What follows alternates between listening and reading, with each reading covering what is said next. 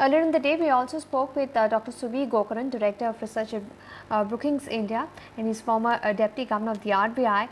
He spoke about the currency, given that the rupee has been relatively stable compared to emerging markets.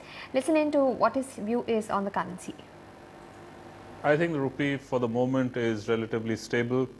The current account clearly is much less of a problem than it was not so many months ago. And for whatever reason, it has come down, it's been compressed, partly because exports have risen, partly because imports have shrunk, partly because gold imports have come down quite sharply. So all of these contribute to less vulnerability in the short term on the current account, and therefore prospects of a stable rupee.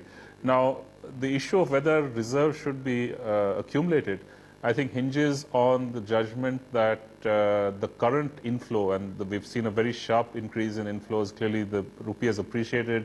The asset markets have been quite buoyant as a result of foreign inflows.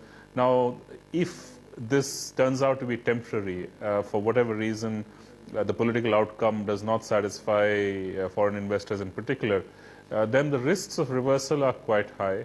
At least one should not, push them into the background.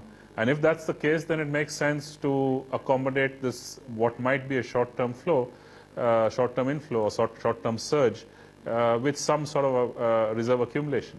That's the judgment, I think, that has to drive this. If there are risks of flight post-election, then it makes sense to buy some protection, buy slightly more protection now, and that would justify then intervention. Of course, the benefit of that on the flip side is that that the rupee competitiveness will be preserved.